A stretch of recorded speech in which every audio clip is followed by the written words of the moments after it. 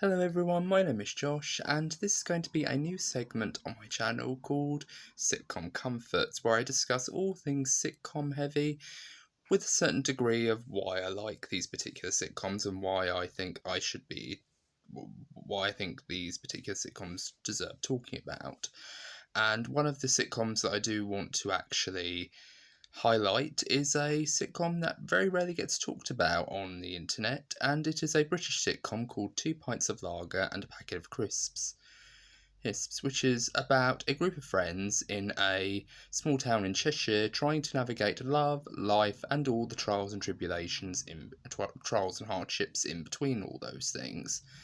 And it stars Ralph Little of the Royal Family and Death in Paradise fame, and he was also in Inside Number 9, along with Sheridan Smith, who also plays his wife, Janet Smith. And this particular couple is the heart and soul of the series for a good portion of it, and they're pretty quirky in themselves. Ralph Little plays a guy named Johnny Keogh, who is quite simply a absolute moron. He is completely and utterly stupid. He doesn't have any kind of intelligence whatsoever, aside from the occasional one-liners that he spouts, but for the most part he's very simple-minded, very kind of dumb, but he's a very well-likeable and very well-meaning character at the same time. Yes, he's a moron, but at the same time he's also this very kind of well-meaning person at the heart of it as well. And then we have Janet, who is the foil to Johnny's very kind of outlandish, almost man-child personality, where he basically just sits at home, does nothing, and he kind of just, his only real redeemable quality is that he can actually sing theme songs to popular children's cartoons like Teenage Mutant Ninja Turtles and Thundercats as well. I forgot that last one. But yes, he is quite an insane, almost man-child type character, but what really brings the foil to him is his wife Janet, played by Sheridan Smith, who previously not only worked with him in Inside Number 9, or on the same show as him, Inside Number 9, but she also was his girlfriend in the television series The Royal Family, which is about a family who essentially just sit down and watch telly and discuss things. But just to give it that analogy is kind of a little bit of me overlooking it. But I personally think it's a really funny show, and their Christmas specials were always worth watching sometimes. And they are actually really well written in terms of a comedy. So yeah, I'll talk about that when I actually do, if I actually do want to do a video on it. But for now, we're talking about Two Pints. And Janet is a character who is not only just the foil for Johnny, but she also has her own dreams and her own aspirations and her own ambitions. And this can kind of turn her into a very insane, very kind of chaotic, emotionally chaotic person at times. And that really kind of adds to the charm of Janet as a character. Is she's not just basically the character who's meant to be the foil for her husband. She is a character who has her own personality on top of all of that, and she's got to do all the work, she's got to do all the heavy lifting, and her husband gets to sit at home, eat jammy dodgers, and just watch anything that's on the television. There's even a scene where he's watching The Animals of Farthing Wood at one point, and I know that because I'm a huge and of old classic, British TV shows for children that happened to traumatise a lot of children back in the 90s. And The Animals of Farthing Wood is one of those particular animations, along with Watership Down, Plague Dogs, and Featherday. So, yes, this particular setup is pretty straightforward. But then we get on to their circle of friends, one of whom is called Gaz, who is played by the wonderful Will Miller, and he essentially is a not very bright person, but at the same time he also has the added characteristic of being a bit of a womanizer. He can be a guy who wants to go out and, get intimate with all these different women at bars and things like that. But he really isn't all that clever. He's clever in contrast to Johnny, because Johnny is just really kind of just dumb, essentially. But again, he has a heart of gold. But But Gaz kind of is the opposite. He's kind of this lovable guy, but he really isn't all that likable. In fact, he's not very nice, even to the people who are nice to him. He's not really all that nice to, and he can be very short to. There's even an episode where he has a half brother named Munch, who is also kind of dumb, but he also is this character who kind of knows certain things, but kind of doesn't. It is a very bizarre character when you think about it. As he's written on the page, it is a very bizarre character, but when you actually break it down, you actually think, oh, well, he is intelligent in some instances. Like, he knows what some things are, but certain things he doesn't. And it kind of really makes him an interesting contradiction and an interesting contrast to Gaz as a character who kind of knows a lot of things in contrast to Munch and Johnny, but he also is kind of dumb in equal areas as well. He loves beer, he loves to drink, and he loves to sleep around with lots of women. And he seems like the sort of person who you wouldn't want to introduce to your parents if you were to actually meet him in a nightclub or go on a date with him. In fact, after the first date, he'd probably say, no, I don't want to see you again afterwards. But yeah, he's one of those characters. And then we have his other half, who is Donna, and she is the best friend of Janet Smith, and they've been friends since they were children. But this particular character isn't, again, like Janet. She isn't just the foil for Gaz to pretty much do it. She is kind of that type of character where their relationship is very complicated. When they first meet in the pilot episode, they kind of feel very mismatched. Like, say, for example, she basically gives him the question, if you were to choose between going down to the pub and watching football and being here with me, what would you choose? And he goes down to the pub watching football. And that's pretty much how their relationship starts. And it is a very interesting relationship where it is kind of, she is very kind of proper and very kind of neat and tidy on the outside. Mentally, anyway, or emotionally, she's very calm and very polite and very kind of, confused when she needs to be, and kind of, all over the place when she needs to be as well. But there's also a bit of a secret side to her that kind of gets revealed as their relationship starts to flourish. And Gaz is kind of a bit of an animal and a bit of a man-child in his own right, where he just kind of does his own thing and he doesn't really care. But Donna has this very incredible ability to rein him in and make him feel even more like a performing monkey than actually what he does. In fact, there's a really great scene where she basically shouts, "Dance, monkey boy, dance," and he starts to dance for her. And it's very quirky, but I kind of love it because that's what Donna is. She kind of goes back and forth between being this very kind of uptight and very kind of well mannered and very kind of, professional, polished person, to being a character who can flip to a absolute angry, steamingly enraged individual, to being a character who's totally zany and all over the place. But that adds to the charm of her character, and that is where a lot of the jokes come from. That kind of contrast, these two different sides to her personality. It's the same with Janet, where she does have aspirations, but they're sometimes too big for how she can actually manage them. And this is best represented in the episode War Hurrah, in which, through an interview process, both Janet and Donna are basically applying for the same job as barmaid or owner of the Archers. And she essentially, what Donna tries to do, she tries to do it the way you should do a job interview, with qualifications, references, and various all sorts of other things. But when Janet does it, she decides to use her appearance, and more specifically a certain part of her body that, she decides to wield like a weapon whenever she wants to.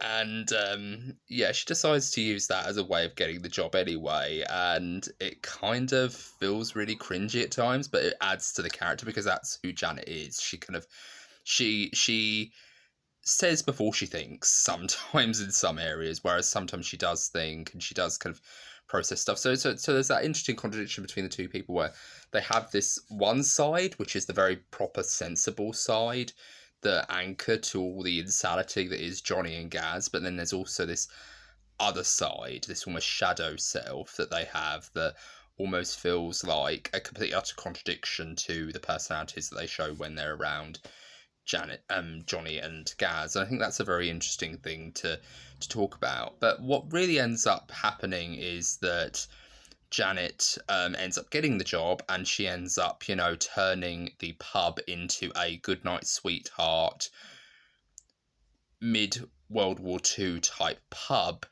with bomb shelter bags, with trench bags and trench, you know, places, you know, those trench bags, or those, you know, ration bags of flour and things like that, you know, those things that create the trenches and the um the the the various wartime set pieces, along with swastikas.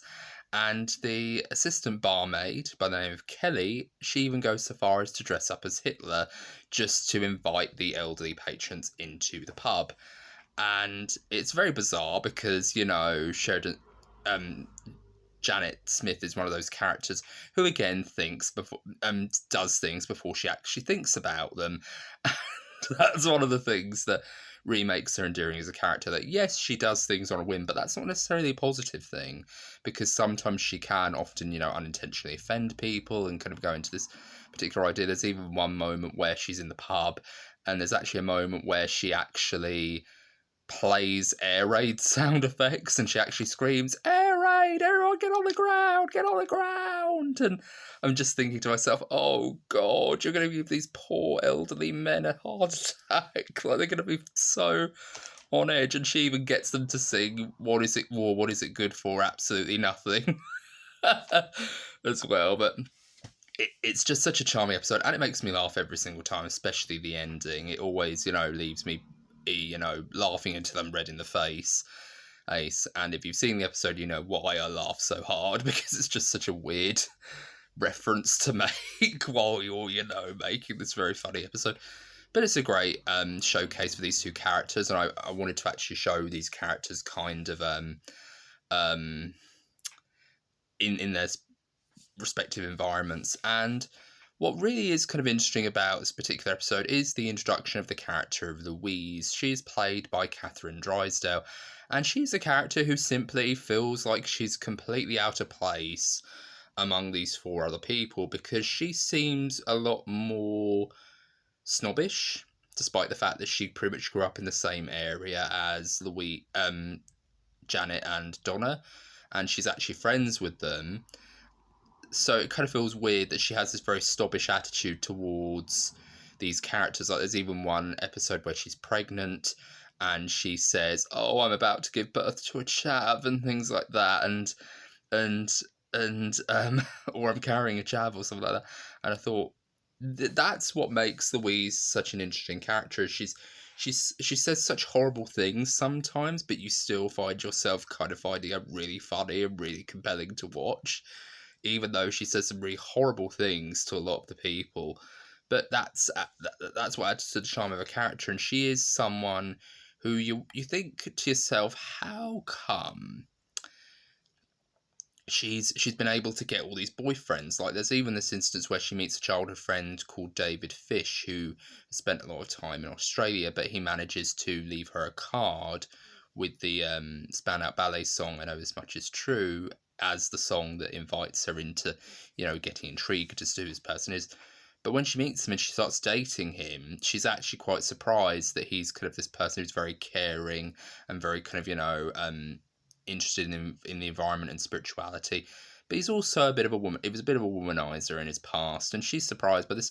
But that's not the thing that breaks the relationship for her. It's just she's a bit shallow and she doesn't really care about what he cares about. In fact, when he tries to open up her heart and make her feel like a genuine, you know, caring person, she basically just treats it as, "Oh, this is worse than torture," because there's a scene where he actually takes her to this old people's home, and she ends up, you know, going, "Oh my God, this place smells of wee," and things like that. And I kept thinking to myself, well, that's basically Louise. She's a character who's very picky and she's very shallow, but that's what kind of makes her such an interesting character to think about, because she is a character who is, again, like Phoebe Buffay. Phoebe Buffay in Friends is probably one of my favourite characters, because she's one of those characters that if you didn't have her in the show, it would be a totally different show entirely. Like, don't get me wrong, the other 5 characters are still interesting in their own right, in the sense that it's a very close-knit group of friends. But part of me feels like she added a completely, utterly interesting and more spicier ingredient to the Friends dynamic because she was the character who kind of grew up in a very bad way. Her mum committed suicide, her dad got arrested. She pretty much grew up on the street and she had to, survive on her wits and her own resourcefulness. And that kind of makes the character even more tragic because she grew up in this very tragic way. But when she actually reveals this information to people, it's done so casually, like when you list off your credentials in to a friend, like, oh, what do you do? What tell me about yourself, Phoebe. She'd go, oh, I grew up homeless. My mother killed myself when I was a child, and my dad got arrested, and I had to spend time on the street. A pimp spit it in my mouth, and things like that. Like she tells all these very dark things, and she gave birth to her brothers. I gave birth to my brother's triplets, and things like that. And it really kind of makes you think this is really dark, and it really kind of puts a lot of people off. Like, a lot of people are really shocked, like visibly on their faces, like they're like going, like, oh no. But what makes it funny is that it gets to that darkness and embrace that darkness, and it's the same with Louise. She had a very dark background where her family have been abandoning her. She was pretty much given up for adoption, and she was pretty much raised by a woman who is a manic depressive who literally spends all day in her pajamas. There's even a great gag in one episode where she basically goes, oh, Mum, I'm off now. Try and get dressed today. And then she says under her breath, manic depressives can be so lazy and things like that. And that adds to the type of character she is. Like, she really just doesn't care. She really doesn't give a damn about people. She doesn't give a damn about anything. She just is who she is. But what makes this series so special is what happens halfway through, where what makes this series so special is it does end on cliffhangers a lot. Like, one example is Johnny is trying to get the permission of Johnny is trying to get Janet's father's permission for a hand in marriage, and he says no. Oh, because he doesn't like him, and that's where the cliffhanger is. But what she can't get it, their parents haven't given their consent, so that's the cliffhanger. But what's really interesting about this particular show is it does have a certain shift. I referenced earlier the character of David Fish, who, when he is having a particularly difficult time with Louise, he meets up with Donna, who happened to be an old flame of his. And he actually encourages her because she has no direction and no prospects in her life. She works at the bucket factory and she doesn't really do much outside of that, aside from go to her mum's house and chat. And then she goes back to Gaz's to have sex, basically. And what really kind of sets off is he says, well, maybe you should go back to university. Maybe you should try for a university degree. And she actually gets inspired, and that leads her to go back to university and attend lectures and write essays. She's really struggling, though, because she's got to keep up her job at the bucket factory. And this leads to Gaz feeling left out. He doesn't have time for intimacy. And that's the thing that really kind of sets this whole entire interesting thing in motion.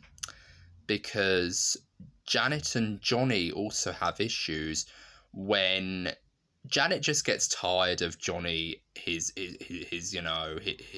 man-childness and his man-child mannerisms, essentially.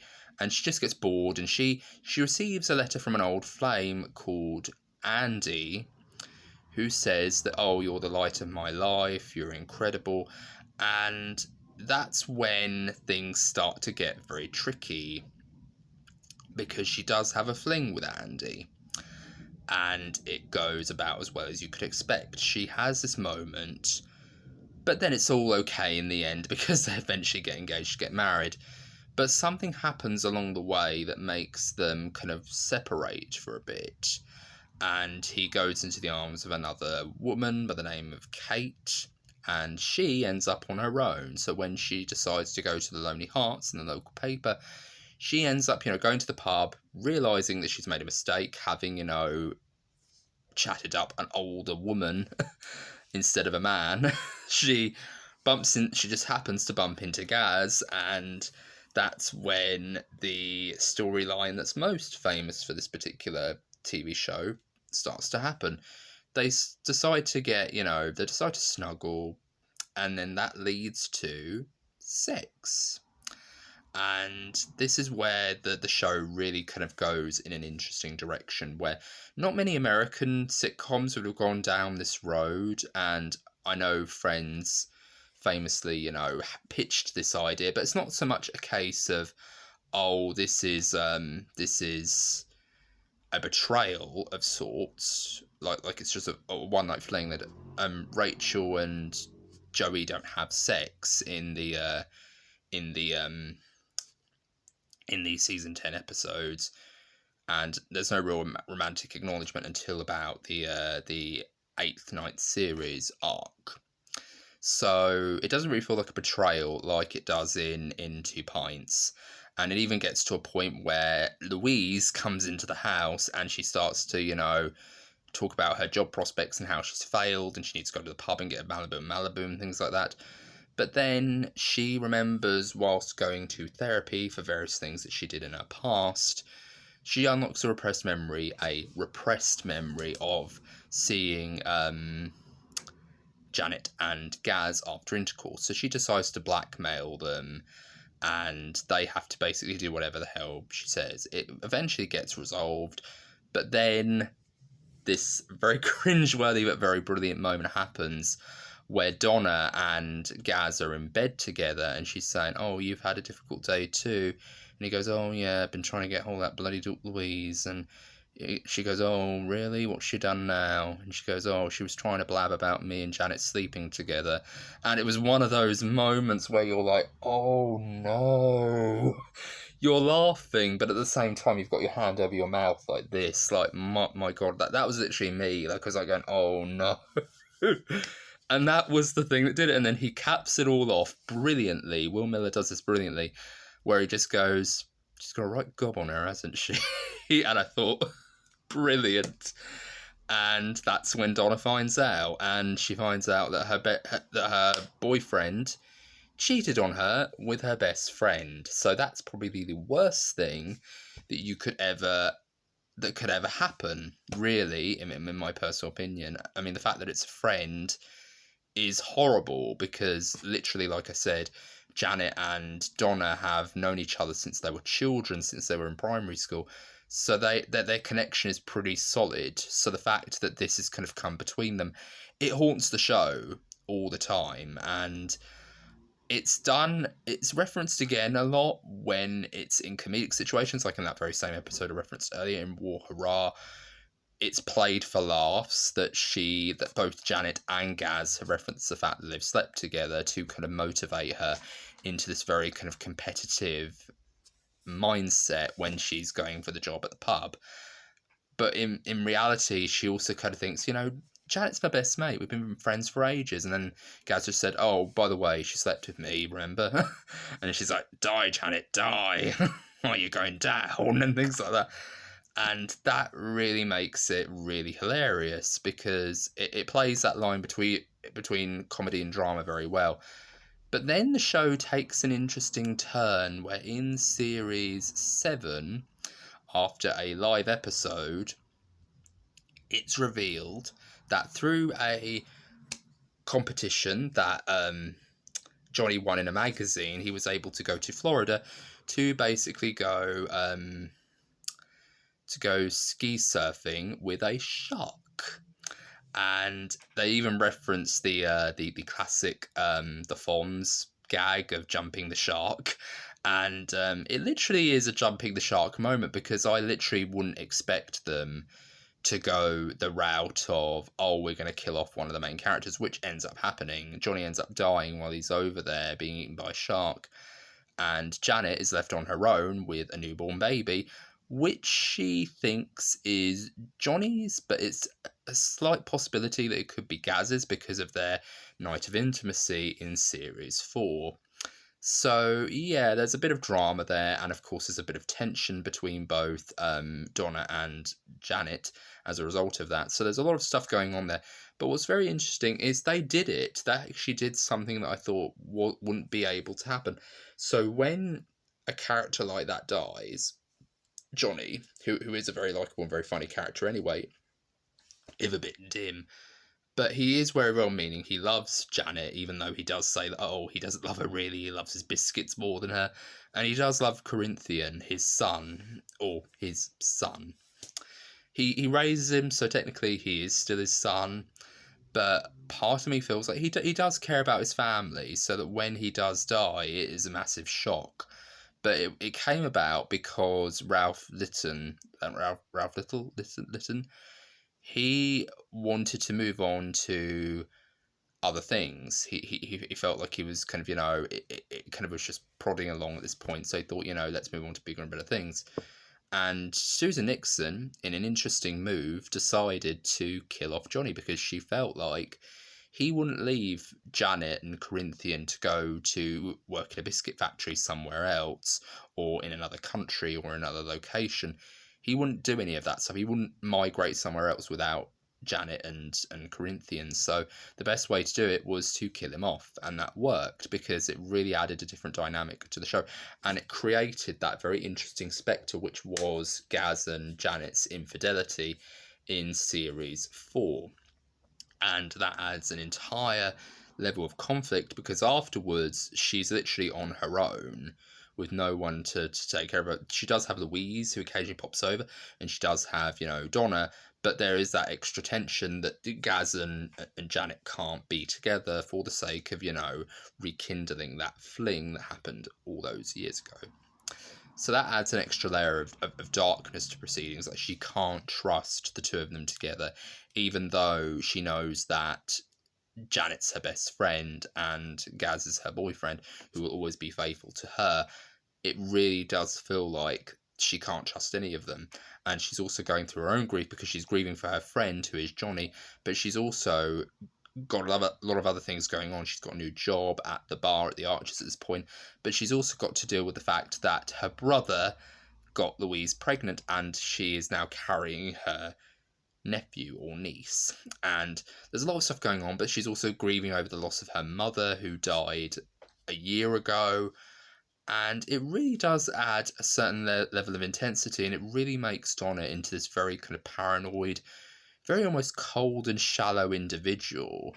But that's just because she's creating a front for herself, so that when she does fall, she does, she could pick herself up and play the, oh, I'm a professional, I'm a feminist persona. And really, she's very vulnerable and she's very scared. And that's what I really love about Donna as a character. But I also like that Natalie Casey put that into her performance, that she's got all this other stuff going on.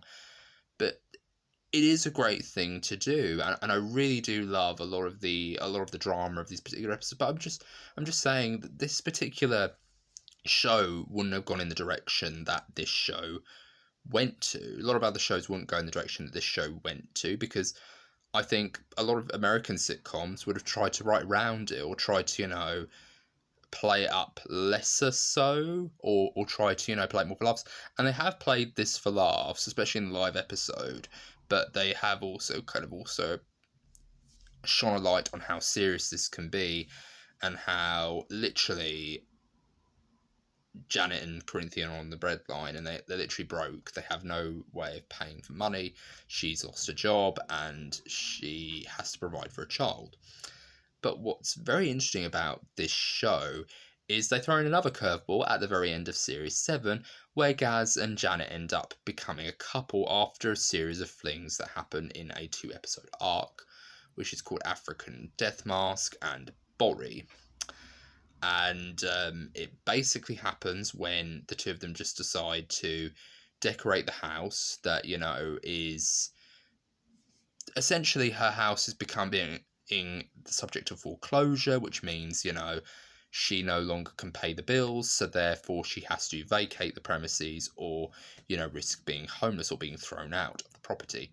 So as a helping hand, Donna and Gaz decide to buy the house so that they can live in it as permanent residence, while she can use Gaz's flat to basically house both her and Corinthian.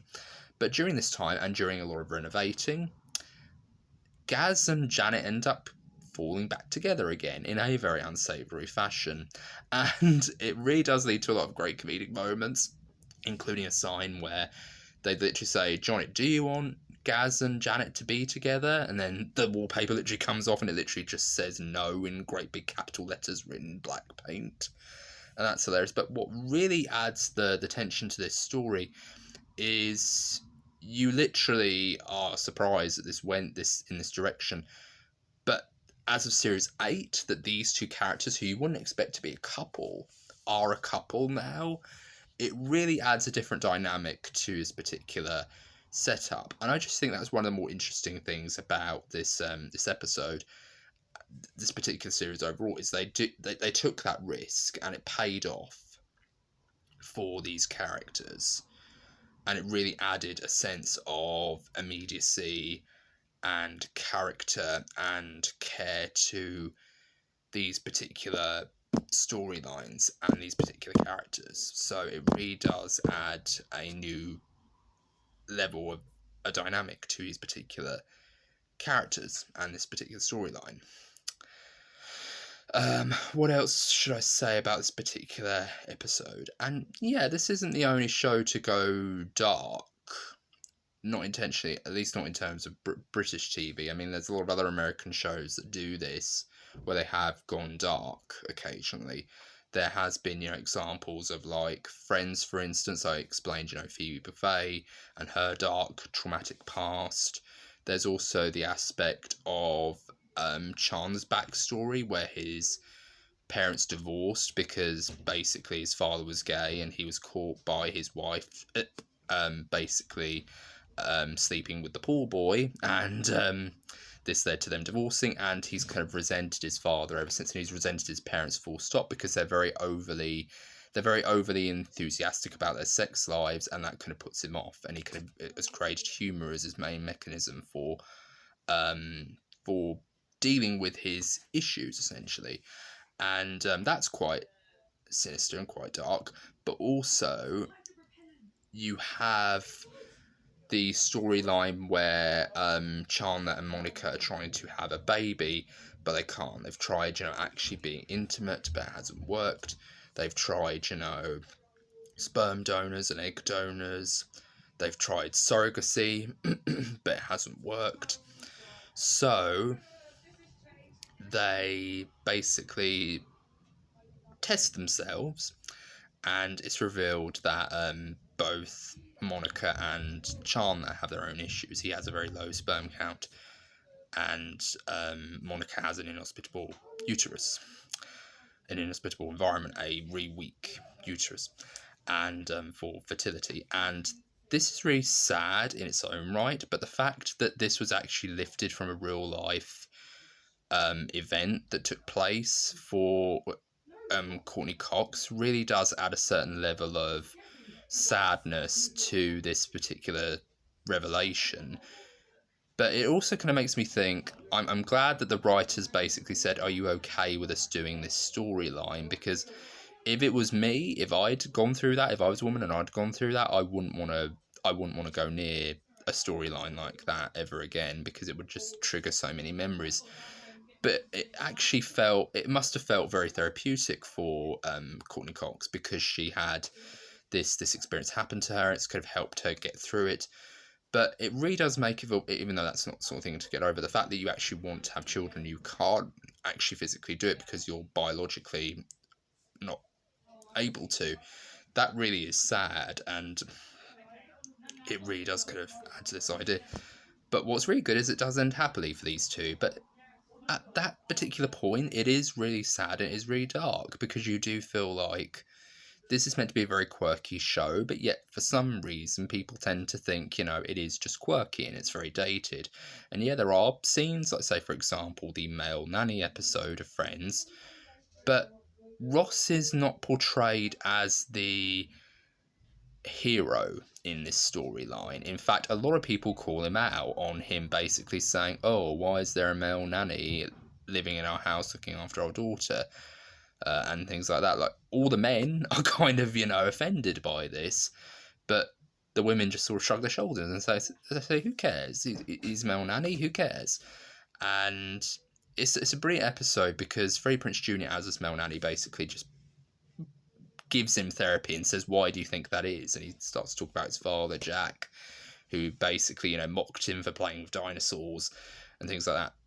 But in that scenario, again, Ross isn't the hero in that scenario. He's the guy who basically is being called out and being, called to question, taken to task for what he's thinking. But that's one of the magical things about Friends, and that's one of the more magical things about Two Pints, is they really do push it, and it's a brilliant show, and I'd highly recommend it. There's so many great moments. The musical episode is brilliant because it basically gives you a backstory on Janet and Johnny meeting each other and falling into this love story.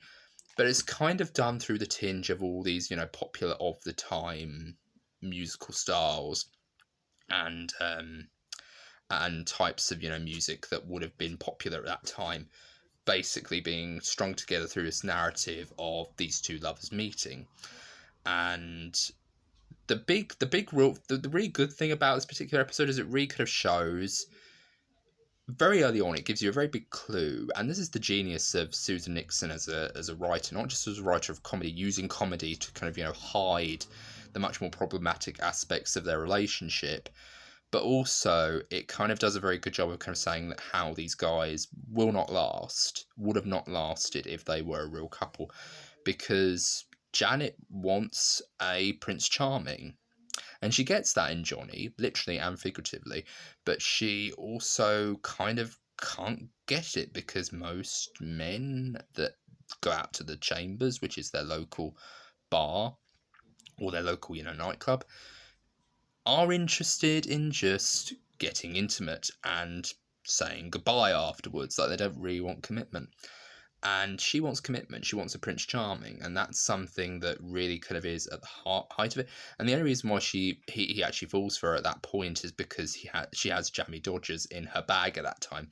If she had anything else in her pocket, anything else that he could have, just waved away, he probably wouldn't have even remembered her name. Like that's how much it is. But that's the cleverness of that episode, is you kind of see these underlying problems with this particular setup from the very beginning, but you kind of play with it and you kind of accept it because it's meant to be a sitcom. You're supposed to kind of just roll with it anyway. But it's a great episode. The songs are really catchy. Everybody brings their A game to this. Sheridan Smith has an amazing voice anyway. I mean, if you listen to her sing on the Scylla drama, she's absolutely fantastic in that. She's a great actress overall, but when she sings, it really just kind of makes you think, wow, she really has got a good singing voice. So you really do get that impression. But what's really great about this episode is everyone gets the chance to shine in this particular episode. And of course, Will Miller has actually got a really good singing voice too. So all these actors really do a great job, and of course Natalie Casey does a good job. Catherine Drysdale and Ralph Little does a great rap about biscuits, and that's really good. And of course, it's really funny as well because he's talking about Jammy Dodgers and cookies and things like that, and what have you. And it really just shows how much he loves biscuits, and it's really weird, but it's really great. But it reminds me of Agent Dale Cooper. Like, he loves cherry pies, coffee, and donuts. And his guy loves all those things, but he doesn't seem to gain any weight. And I actually really find myself quite envious of those people because they should do. They should be gaining weight, but they're not. Like Archie Andrews in Riverdale, he can eat pizza and cake and all the rest of it and not gain a single pound. Whereas if I were to eat all of that, I'd gain tons of weight. So yeah, I hate that about most characters in TV shows. But yeah, I absolutely do think this show's great, and if you haven't seen it already, I'd recommend checking it out. It's a great sitcom, and I'd love to know your thoughts on what sitcoms I should cover for Sitcom Comforts. I reference shows like Friends and Fresh Prince of Bel-Air. Maybe I'll give them a go at one point. But I'd really love to hear your feedback on how you think this episode has gone, and if you actually feel that I should continue with this particular style of review, like reviewing sitcoms, because I will be continuing with Whimsical Industry Musings, but I just felt like this was a good subsidiary of that, so I could talk about other things and have other ideas as well. And I've got another segment lined up, which I posted a short video for, called Musical Mondays, which will begin every Monday at around the afternoon time, hopefully, because I will be posting 2 videos, one Musical Industry Musings and one Musical Monday, or maybe one Sitcom Comforts.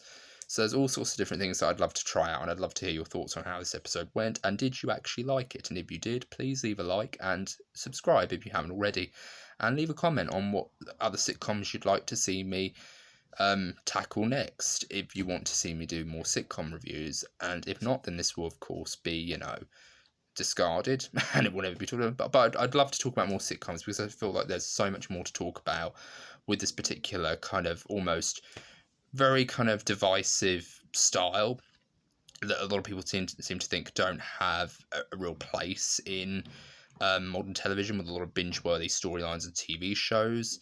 People often kind of think, oh, well, what's the point of sitcoms now? But I think it's a good